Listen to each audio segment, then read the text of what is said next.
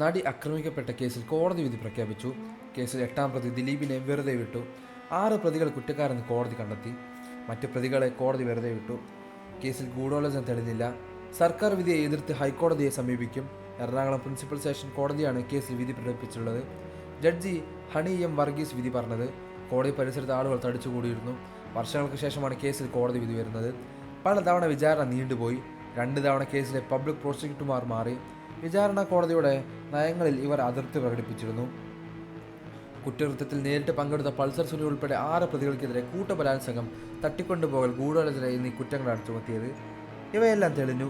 കൃത്യത്തിൽ നേരിട്ട് പങ്കെടുത്തിട്ടില്ലെങ്കിലും സംഭവത്തിന്റെ മുഖ്യ ആസൂത്രകൻ 8ാം പ്രതിയായ ദിലീപാണെന്നായിരുന്നു വാദം.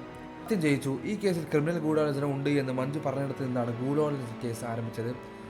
അന്നത്തെ ഉയർന്ന മേലുദ്യോഗസ്ഥനും അവർ തെരഞ്ഞെടുത്ത ക്രിമിനൽ പോലീസ് ഉദ്യോഗസ്ഥനും ചേർന്നാണ് ഇങ്ങനെയൊരു നടപടി ഉണ്ടാക്കിയത്.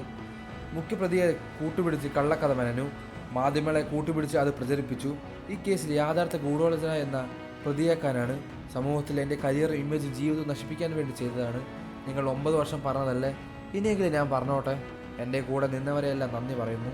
എനിക്ക് വേണ്ടി ആത്മാർത്ഥമായി ഡിഫെൻഡ് ചെയ്ത അഭിലാഷോരോടുള്ള സമയമായ അഭിഭാഷകരോടുള്ള ആത്മാർത്ഥമായ നന്ദി പറയുന്നു എന്നാണ് ദിലീപ് പറഞ്ഞത്.